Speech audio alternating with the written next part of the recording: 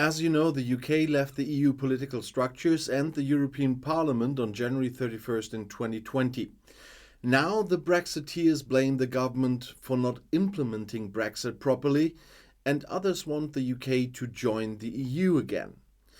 But the EU, of course, moved forward after the UK left. So, in the next weeks, I will make a test here on my channel by bringing news about the EU in my midday videos. That will keep people informed what the UK left and what people want to return to make informed decisions and give it a more fact-based approach. Since my magazine channel is reserved for information on the development of the Russian war of aggression against Ukraine for the time being, it is another reason to do this right here. But I anyway believe exactly my audience on this channel needs this kind of information, and of course there is a EU playlist now as well.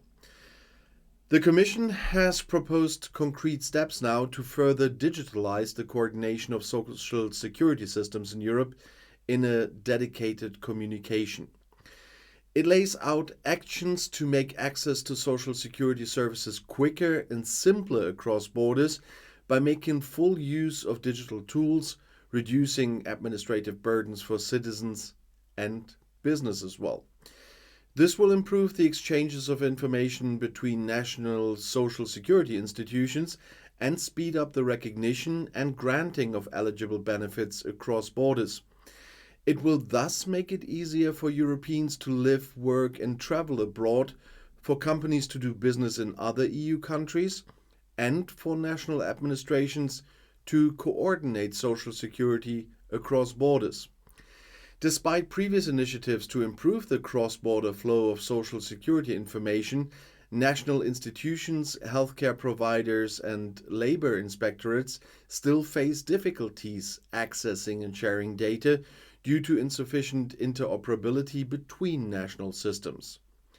Costs are also incurred, for instance, when issuing and verifying entitlements documents. The communication takes stocks of the progress achieved so far in digitalizing the coordination of social security, presents the ongoing initiatives in this area, and proposes further actions to make full use of the benefits that digitization can provide. And the Commission calls on Member States to do a few things. To accelerate the national implementation of the electronic exchange of social security information, the so-called EESSI, so that it is fully operational by the end of 2024 across Europe. EESSI digitalizes the exchanges among national social security institutions to move away from paper-based, time-consuming and cumbersome procedures. But they have to deliver more social security coordination procedures fully online to make it even easier for people to move and work abroad and ensure they get fast access to their eligible benefits. Member States can build on the single digital gateway regulation, which foresees a fully online delivery of some important administrative procedures to citizens and businesses by December 12, 2023 at the latest. And they have to fully engage in the European Social Security Pass pilot activities, which explore how to simplify the issuance and verification of citizens' social security entitlements across borders. And they have to work towards introducing EU digital identity wallets, which will allow EU citizens to carry digital versions of entitlement documents, such as the European Health Insurance Card, and making it easier for social security institutions, labor inspectorates, and healthcare providers to instantly verify these documents.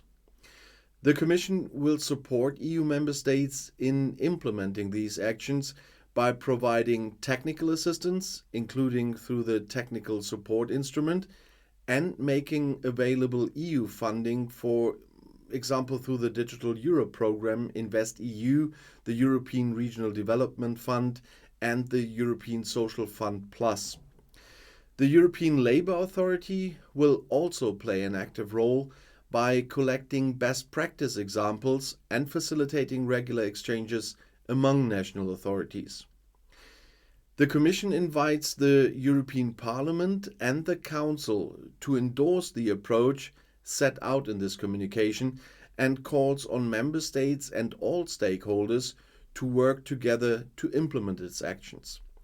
The Commission will support and monitor the implementation of this communication in annual meetings with national representatives. Advancing the digitalization of social security coordination is also important in the context of ongoing negotiations by co-legislators on the revision of EU social security coordination rules. The Commission calls on the European Parliament and the Council to swiftly reach an agreement on the revision to modernize this legal framework and will continue to support co-legislators to achieve this objective. EU nationals are entitled to travel, work and live in another EU country. In 2021, 16 million people from the EU, the European Economic Area and the European Free Trade Association in Switzerland lived and or worked in another EU, EEA or EFTA country in Switzerland.